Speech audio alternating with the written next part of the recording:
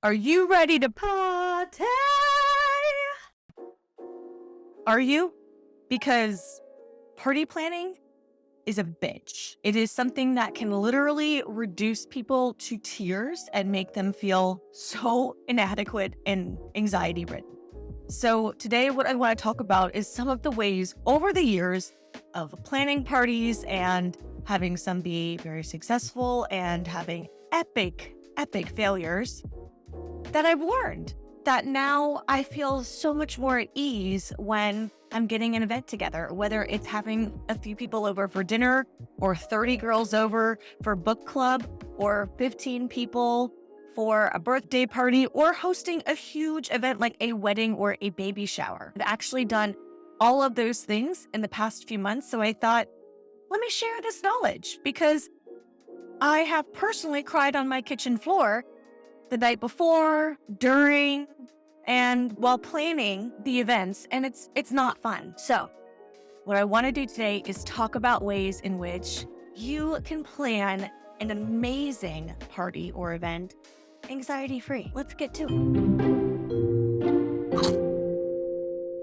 So the first thing I want to talk about is not over planning. And I was the queen of this. I don't know why, but I felt like everybody that was attending my parties was a child and I had to have every single minute of every single thing planned or everything was going to fall apart. And that's just not true. The flow of the evening is actually impeded by over planning. So if you're doing a baby shower and you're trying to have games every 5 seconds and are having to create all of the little tchotchkes that go along with said games and accompany the games, you're going to drive yourself crazy. It is too much for one person. It's too much for one party, and you don't need it. Really stop and think, what is the strategic intent of this event? If it's a dinner party, then just conversation and dinner. Set yourself up for success. And bonus, I have a couple of foolproof games, if you will, that you can pull out that require nothing other than a book off of your shelf, and you'll have so much fun. It will get people up and moving if things are getting slow, but it requires no preparation. So I'm going to share them with you now. Now, I first came across these games while reading this fantastically sassy book called How to Be Parisian Wherever You Are. And it is by André, Audrey Diwan, Caroline Dimave, and Sophie Ma. And I thought, well, that's just brilliant. And that's what I'm going to do from now on. I'm not going to prep all of these crazy games unless necessary. I am going to just pull these out. The book game, I'm going to explain it to you. You can play this with 2 or more players, or you can play it in a large group. So really depending on how you want to have it set up, it's very interactive and it goes really quickly. So you can have lots of turns and lots of people can participate, which is the whole point, just to get everyone talking and moving. So for the first round, you'll need 2 people or the 2 teams.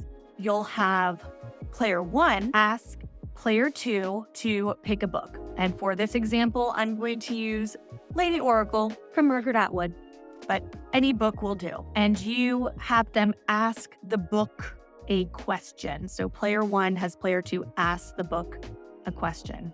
So player 2 might ask something like, will I be successful at my new career? Like you would a fortune teller.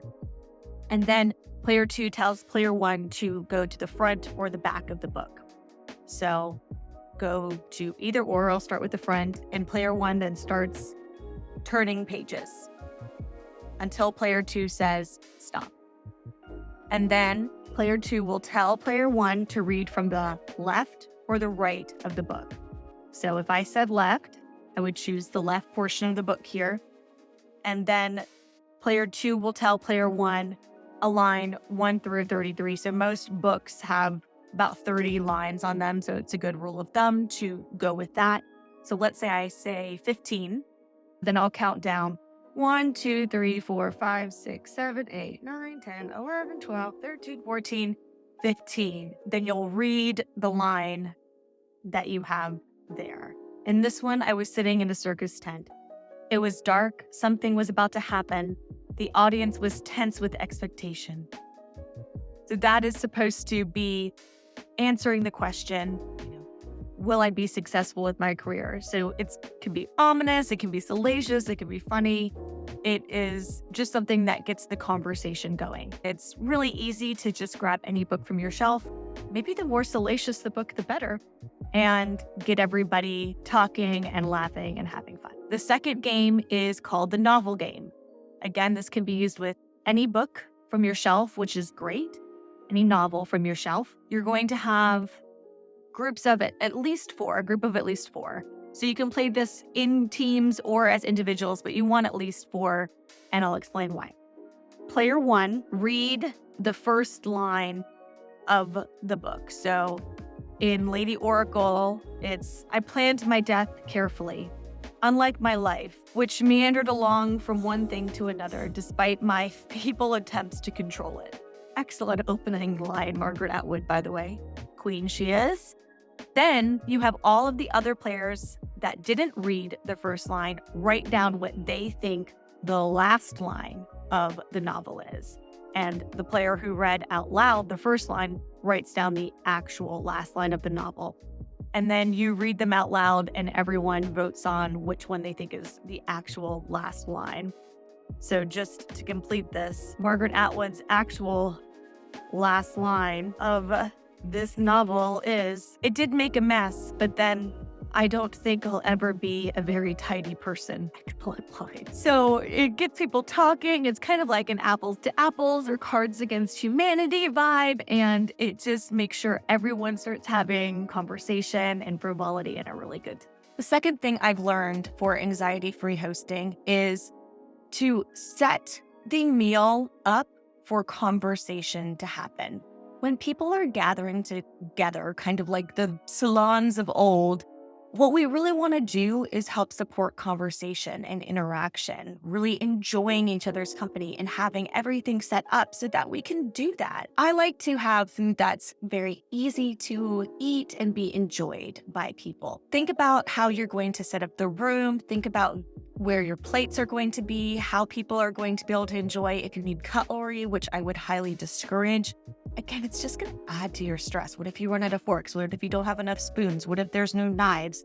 That is just adding not only to your budget, but also to your stress for the evening. So I would highly recommend one of two things. If you have 6 or less people and you want to do an actual sit-down dinner, so you have a very light crudité or cheese or charcuterie board that requires nothing but a napkin for people to enjoy, and that way they can kind of wander or sit around and kind of grab as they want to. And then you can have a more formalized dinner and have this be something that you can prep ahead of time. I understand we all want to kind of wow our friends with our culinary expertise and pretend that Gordon Ramsay would house on the back and say, well done. But it's just going to cause a lot more anxiety than it's worth. So I have a couple of recipes. I will link them below. These are ones that you can just kind of have waiting around for you, so that if it takes 30 minutes longer or 30 minutes fewer for dinner to be served, it doesn't matter. You're good. You're ready. It's fine. So for me, those two go-to recipes for sit-down dinner parties are roasted chicken and vegetables, crowd pleaser. French roasted chicken, beautifully roasted vegetables, everybody's happy, and Julia Child's beef bourguignon. That is just because those are both something that you can really elevate, but are also really humble dishes you can prepare ahead of time and are very happy to sit and wait for a little while. Lots of leeway there, which is fantastic. If you are doing a brunch party, for example, and again, you want it to be sit down, I would highly recommend doing something like a beautiful quiche where you can prepare it ahead of time and it can sit and warm or at room temperature and just be served when you're ready. A brie en croûte is also a wonderful brunch recipe, a showstopper. You can feel elegant and chic, but really it just takes 10 minutes to prep. And you can let it sit and warm or have it at room temperature for a while before serving. So chef's kiss, both of those. If you're going to do a sit down dinner, usually for me, that's 6 or less people. Otherwise, I just don't have the room in my house. But even for larger parties, I would recommend dishes like that. If you have more than that, I would highly recommend, for your anxiety and for the benefit of everyone there, doing a grazing table. I know these have become really, really popular and very, very expensive to have other people do, but I am going to link a video right up here. It will show you how you can do a full grazing table for any amount of people. I have one that I did for 10 to 15 people and one that I did for 50 to 60 people. Same idea. The one for 10 people was $100 total. You can do this. And I'm so confident that you will have such a good time with this cleanup. You'll want to do it for all of your events. It's really my go-to now. Not only is it beautiful and a showstopper, but because I use plain brown paper or butcher's paper to line my table and to label my grazing table, the cleanup is crumbling it all up and throwing it in the trash can. It is so easy. It comes together quickly. You can prep so much ahead of time, and it is so beautiful. So for me, that's a win. That's a 10 out of 10 win. Personalizing the space for event-specific focuses, as well as for your specific taste to reflect who you are, is so important. I understand that this can be an area where people can drown themselves and go a little bit overboard in the preparation of and the cost of as well. Decorations can skyrocket, and if you're just using them for one event, there's the storage, there's the cost, there's the setup, all of that. So here are a couple of tricks that I've honed over the years to help personalize a space for a specific event, but that don't cost really anything, that you can put together very easily. And that can be done a few days beforehand. My first favorite way to decorate for an event is to decorate oyster shells. I recently had a birthday party. It was a Taylor Swift themed birthday party because that's the era that we're in, our Taylor Swift era. I went and got regular oyster shells from a restaurant down the street that sells oysters. You can order these online, obviously, but I really just went and asked them if I could have the oyster shells from that day, and they gave me a full bag and I cleaned them.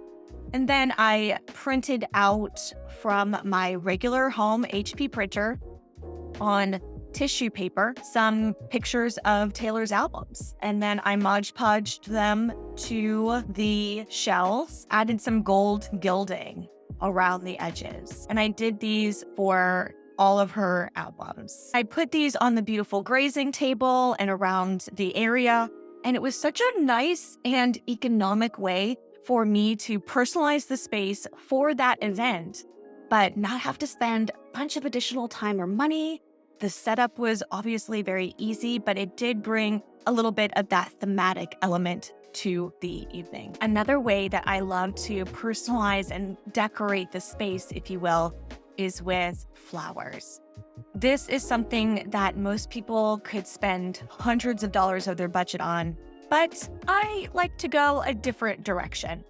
I live in Southern California. Eucalyptus trees are literally everywhere, and I started kind of clocking in my neighborhood where the good eucalyptus trees were. Just went and knocked on friendly neighbors' doors and asked if I could take some clippings of their eucalyptus leaves for my party. Most people are so incredibly happy to help you, and it grows rampant, so they're not too concerned about it. And I also had some neighbors let me grab some birds of paradise from their gardens as well. So this is a great opportunity to get to know your neighbors. Obviously, if you don't have any eucalyptus trees in your area, think about what grows in your area. Even ivy that grows in your area could be a beautiful decor item, or some other more traditional greens, mint, rosemary. All of those things can add that beautiful pop of nature and color to your evening. A beautiful bouquet of rosemary or mint leaves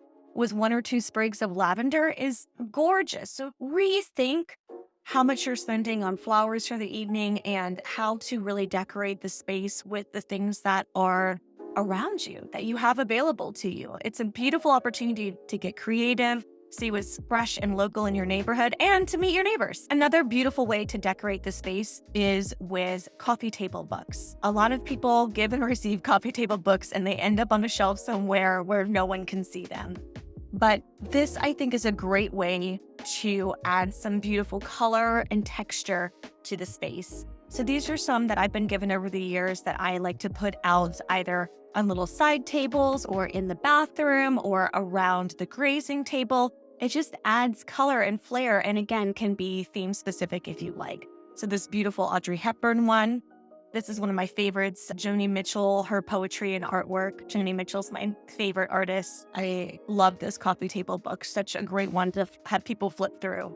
And another friend of mine gave me this beautiful book of Paris. It's just gorgeous. And it adds that color and that vibe and sensuality to the evening with that tactile nature of the books, and flipping through really helps either guide the theme or support by particular style and personality. One of the things that is very difficult for me to do is to let something I wanted go off my list. A lot of times I plan so much, and then the day of the event comes and something just doesn't work out. Either something that was out of my control, a variable that I couldn't have planned for, or something that I thought I would have enough time to do and ended up not. Try to prepare yourself for that inevitability and to see what can be let go off your list. It's great to have lots of goals and ideas for how you want the evening to go, but then be prepared to just let it go. At my last party, I did the full grazing table, and then my Sharpies to label everything on the table ran out. And I was fully dressed as Taylor Swift, standing in my courtyard, people about to arrive in 15 minutes. And I called my husband. He tried to bring some markers home from the office. I had to just let it go. It wasn't going to happen. I wasn't going to have the cute little labels. So you know what? I grabbed some of my eucalyptus that I had gotten and put it around the table, and no one even noticed. It still looked beautiful. It was an absolutely gorgeous evening, and no one would have been able to tell that the one thing I was upset about was not being able to label the table. So we just let it go. Be prepared to let something on your list go if it's not working out. Don't push it and force it or let it ruin your evening.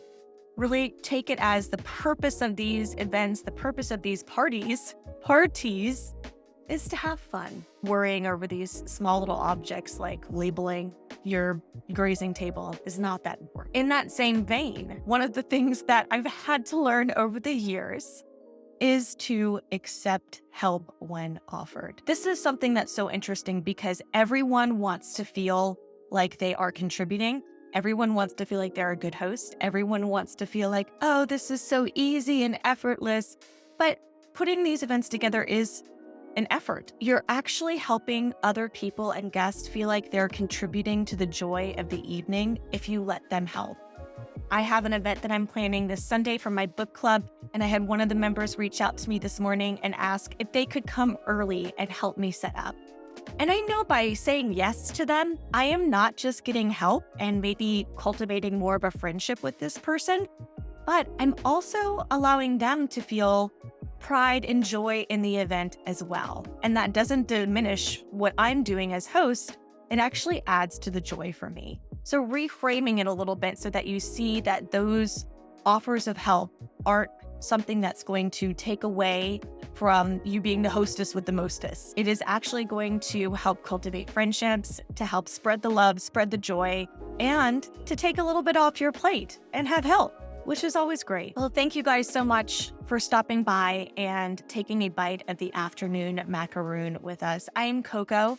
We do post new recipe videos every week and then videos to feed our souls as well as our bodies on this channel. Please like and subscribe. And until next time, laissez le bon temps rouler. And everybody, have a great day.